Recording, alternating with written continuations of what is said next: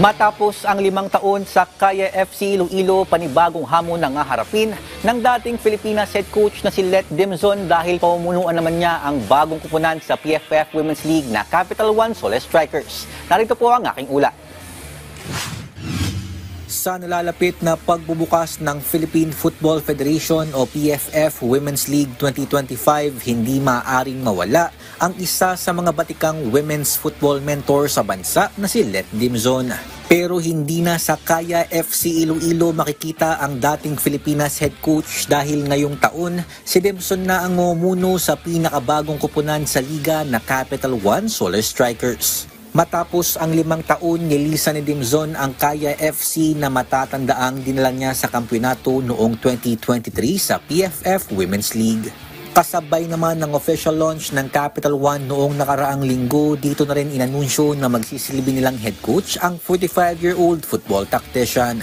Sa press conference ng PFF Women's League nitong Biyernes, aminado si Dimzon na hindi magiging madaling pangasiwaan ang kanyang bagong team lalo na't 2 linggo pa lamang sila nakapag-iensayo. The setup of my players because they're coming from different clubs and universities. So I think ayun yung magiging challenge because I need to input kayong systems. Nang tanungin naman si Dimzon kung ano ang inaasahan niya sa pagharap sa kanyang former team, ay ito ang kanyang naging tugon. I think it will be a good competitions. So because playing against my current from my previous team, it will be a friendly, yes, but it will be an exciting match. Samantala, bagamat nasa ibang kupunan na si Dimzon, binigyang papuri pa rin ni Kaya FC Iloilo owner Paul Tolentino ang kanilang dating head coach.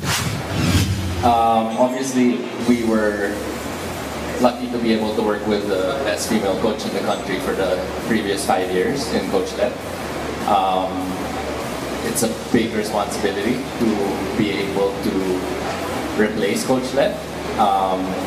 What she added to the club for the 5 years that she was with us is something that we cannot replicate and thank her enough for. Magsisimula ang mga laro ng Soles Strikers at ng 5 pang kupunan sa PFF Women's League 2025 sa darating na weekend sa Mall of Asia Football Field sa Pasay City. Daryl Oclares para sa Atletang Pilipino para sa Bagong Pilipinas.